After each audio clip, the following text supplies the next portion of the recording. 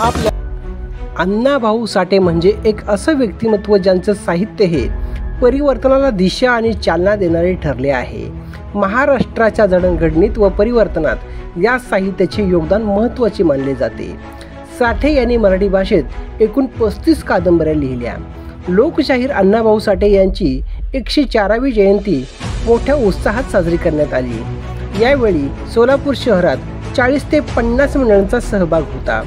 यावेळी विविध मंडळांनी असंख्य माहिती देणारे व प्रबोधन करणारे देखावे सादर केले। सर्व मंडळांनी उत्कृष्ट देखाव्यांच्या माध्यमातून प्रबोधनात्मक विचार सादर केले।